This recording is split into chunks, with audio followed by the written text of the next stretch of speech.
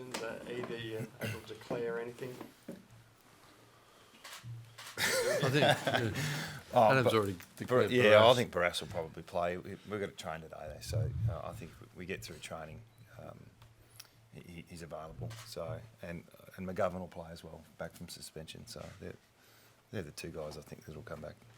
Well, that's pretty forthright. Anything from you? Yeah, no, love it. Yeah, not giving you nothing.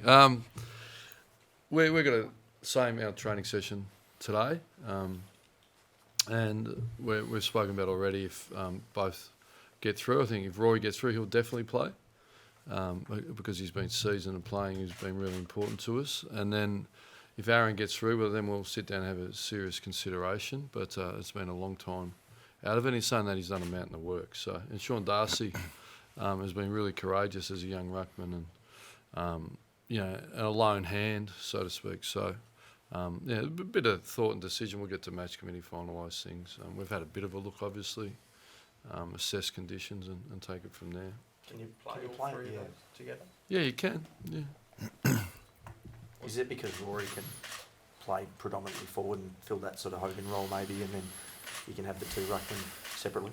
Yeah, and there's Alistair Clarkson's just was quoted on the Eagles because Kennedy and Darling are so dominant and they play the ruck that the ability to bring the ball to ground and then their smalls, Rioli and Cripps, like Cripps' goal last week, is really critical. So the same applies to us. A great roll-off defence with McGovern and Barras in particular and the others. So teams, need to bring the ball to ground when you go in. They're great roll-off defence. So certainly the three tools could help with that, yeah. Sandy hasn't played in over a year, Ross. What's reasonable to expect if he does get up? Yeah, well, just get your hand to the ball's a nice starting point. We've seen how important that is. Gawn in particular, when they're really pushing it around to advantage side of mids and a super midfield that it is, it's challenging. We've got a really strong midfield. We think it's been the backbone of our team. And typically games are won and lost in there. And we've got full availability. And the only missing link has been, the only real difference has been the hand to the ball or a predictable area. So that would be important for us, particularly against the quality we're coming up against. Simo, if you see Sandlands on the team sheet this afternoon, does that change much about what you have to do planning-wise, or because he's been out of the game, does it change that? How do you prepare for him? We'll wait till selection. I think we know what he provides, so... we need to adapt. Obviously, if Lob plays as well and Darcy, they're all three different types of ruckman that can go through there. It has been a major strength of Fremantle's this year in particular, getting the full complement of mids available. Fife back in the side, we haven't played against him for the last two derbies. Walter's in really good touch and Mundy back to career best form. So, the ruck battle will be important. So we'll... we're going to still work through what we're going to do with Nick, and obviously Hickey's form on the weekend was pretty good. We've also got Oscar Allen as well that we're trying to work through, and how we keep him in the side as well with those two bigs coming back. So, some things we need to work through as well. Because of how much of an impact Fife does have, can you even take a look at those last two derbies that he didn't play in? Because he's going to change things so much for what they do and what you can do. Oh, no, you still look last time you played, or we do anyway. More importantly, the last 3 or 4 weeks we'll look at and what they delivered and how they've gone about it. I mean, looking at the two sides, we win with almost the last kick of the day and they lose last kick of the day. It'd be a different story had they gone the other way. So we see it as a really even battle. We've seen Yo go to play in the past with pretty good success. Do you think that'll be a similar matchup this week? It's at stages they've played on each other. So whether it's a good matchup or not, they're both big, tall, strong, powerful players. Both A-grade players, and Fife's probably just done it for a fair bit longer than Elliott. So he's still paving his way as a midfielder. It's his second year in the midfield. He was All-Australian half-back a couple of years ago. So that might happen at stages. But we've rotated pretty well through the midfield this year. Just on Oscar Allen, you mentioned, are you worried that 2 genuine ruckmen plus 3 tall forwards is just too big? There's always that risk, and the weather as well may play a part. But we've done it before with success. Like I said last week, we haven't quite settled on how it's going to look with Nick in the side. ideally it's a forward ruck that complements Nick's output. Hickey's been going really well with his own ruck craft. I think he had 6 or 7 clearances last week, and he gets the ball as well. So he's holding up his end of the bargain. It's how you go about when they're not in the ruck, what you do with them when they're up forward. So, but we've dealt with that before, and we'll do it again this week. Is rucking nearly half the game too much for us to do? Well, that's what we've got to explore. I think we need to find out one day what he can do. But he's 20. He's played 14 games, and he's 191 centimetres. So to get him to ruck 50 minutes is a challenge. But if anyone can do it, he probably could at the moment. He's in that career best form. He's played 13 games, but he's the type of player that will do whatever it takes for the side. And just in terms of replacing Hutchings, is that a like-for-like situation, or where are you at there? Not necessarily. We'll have match committee this afternoon, and we'll find out what we need, what the team needs, how we fit possibly McGovern and Barras back in the side, and what we need to do if we have to run with someone. Because of you've got a lot of quality tools too coming back, and you talked about Allen, but in the conditions and matchups, you might want a smaller team. This is a tough selection. Yeah, we've gone through that a little bit this year. We've been a little bit unsettled with our tools, but I think every club has their issues with tools. One thing that we've got is we've got good quality players that are assets to our side. So how do we fit it in? How does our system work around playing it slightly taller? We have done it a lot in the last 3 or 4 years. So way back, even with Cal Sinclair and Cox and Nat Nui. So we've worked through it before. For pretty good results, so we'll explore that this week. How did Nick pull up from that first game? Good. Yep. No, he'll train fully today. We'll manage him this year. We'll probably need a week off at some stage, but we'll go through the same process as last year. So he's pulled up well, and he's ready to go. Ross, what's been the feedback in the wake of the loss to Carlton, just from the player group and things like that in the review? Yeah, just we're in a winning position if you exclude everything else. So there's a couple of just starting points and exits that you'd like to control better. But our year is what I said in the press conference. We're not machines.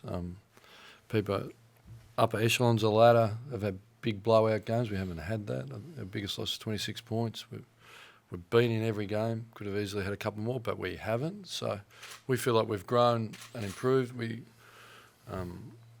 It's just about an opportunity to improve and keep believing in ourselves, and reviewed it and got rid of it. Not even really, unless you brought it up, I wouldn't even been thinking about the Carlton game. So we haven't got that luxury to keep looking back. Look forward, prepare for the reigning premier. They found a way to win 7 out of 8, and as I said, they're not at the top of their game, but it's certainly there when they need it. And this could be the week where the whole 4 quarters come, so we're preparing for the very best.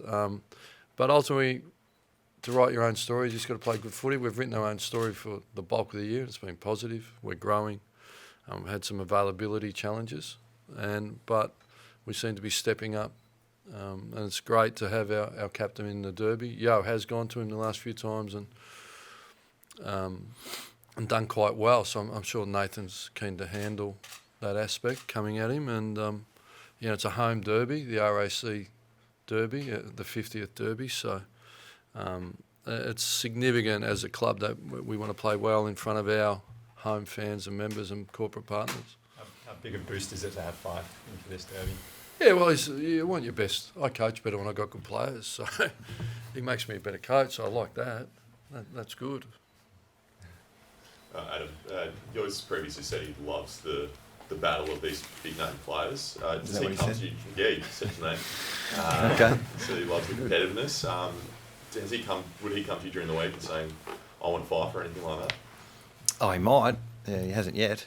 Look, I think a lot of our players like the big stage, and that's what you want. You want consistency in performance, but you like players that step up on big occasions. So, look, there's been some big moments in the last couple of years where he has stood up for us, and I'm not expecting anything different from him this week. Have either of you talked about the record this week with the club at all? The 9 in a row, potentially for your group to do something special with derbies, Adam? What do you reckon? No, I haven't spoken about it with our players. I think this is the only record I'm aware of because everyone tells me. So this is obviously we've had a good run. but that doesn't mean anything. You know, we got over the line by I think 10 or 13 points last time we played. Both teams are pretty even. When you look at the numbers, there's not many stats we're in front of Fremantle at the moment, but we still think our best is as good as anyone. So we plan on playing at our best. Players use that as motivation, Ross, at all, or is it just not even an issue? No one likes losing at anything. I play with a 10-year-old son. I want to beat him at marbles, so let alone a derby.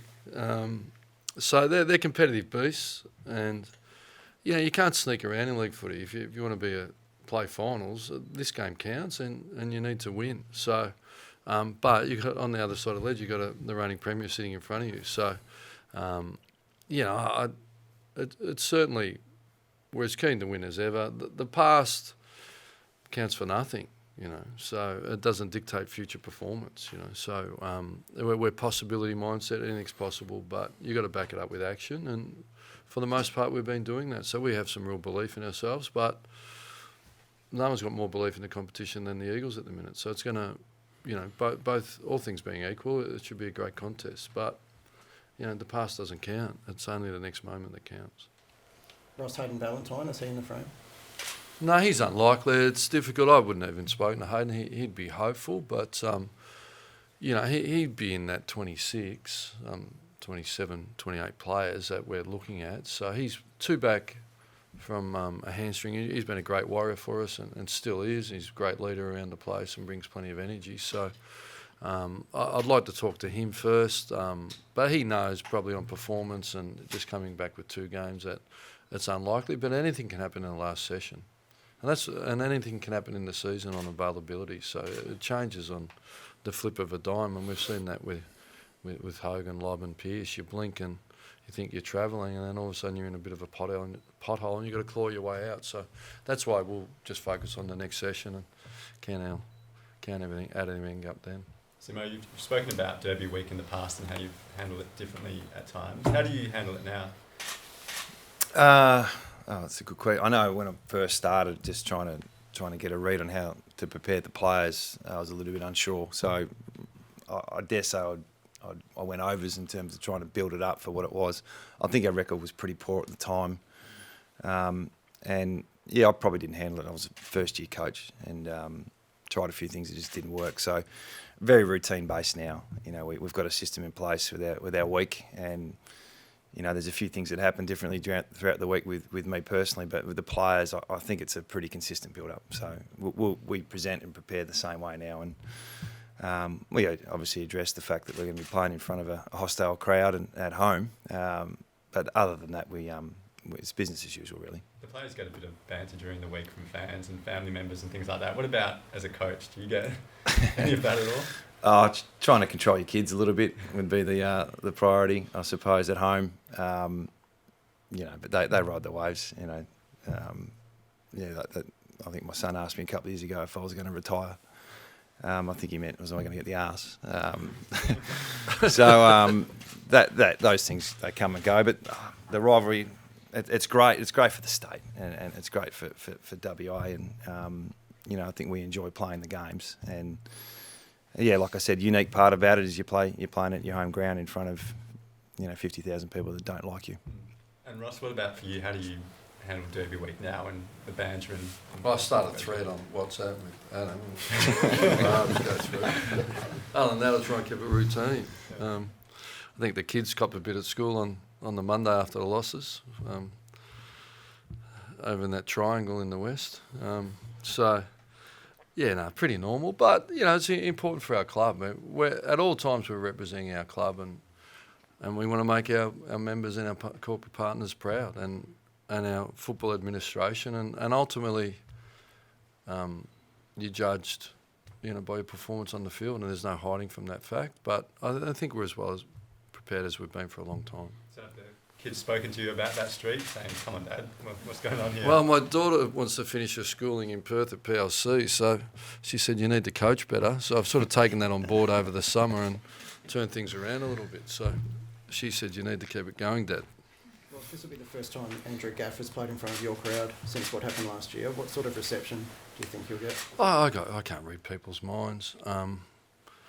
Life's just full of moments, and I had the pleasure of Andrew Graff in international rules, and he's a great player and a great person. So, as is Andy Brayshaw, and they're both writing their own story. So, there's no real comment on it, except to say he's had 10 million great moments, and he's had a moment he maybe could have handled better, but we've all moved on. So, I'm not interested in regurgitating it, and I just want our members to be passionate about our club and our performance. Other than that, I've got no real comment. Is that an issue for you, Adam, and your boys in terms of supporting him or anything through the game? Or? Oh, I think Ross answered that well. Yeah, we're anticipating a hostile environment from a crowd point of view, but that's no different. So, this is probably the last chapter in the story, isn't it? That we get through this game and we move on. Ross, will you try and adopt us this week? No, we did discuss it. We've had some challenges. As I said, our luck was holding out. Now it's shifted and it's gone the other way. So we're trying to control the variables. And Lloyd Meek for us has gone down with a fifth metatarsal fracture, so another big guy. It has to be more. There's lots of threads that we're going to really drive into, so it's concerning. But we're really cautious, so we'll stay away. Does that mean you won't train here for the rest No, of the that's just for this week. No, I was keen to get back, to be honest, and then that just spooked us a little bit. In saying that, Lloyd hasn't been here that much. So we'd love to get on and train here, but the reality is it is a harder surface than you'd like. And then we're just dealing with it. What's the outlook for Meg? How long is that likely to be? That's the year. Yeah, that's the year. Unfortunately for him, he was really coming on, but he's a young ruckman and he'll come again. Ross, can you just clarify the situation with Harley? Is he still around the club? There's a few. Yeah, he was there involved. yesterday. Yeah. Going to have dinner with him next week. Yeah, so he was getting physio up at Cottesloe next to the Indiana Tea House. So, yeah, he was pretty happy, as he can be. Yeah, he's settled and we're all devastated for him, but he's a young man. I believe he's still got AFL footy in him if he can get his body right. Unfortunately, with us and all the threads, we haven't been able to get it right. So if he can get it right, he's still a top flight AFL. We saw what he did at half wrap power on the waffle.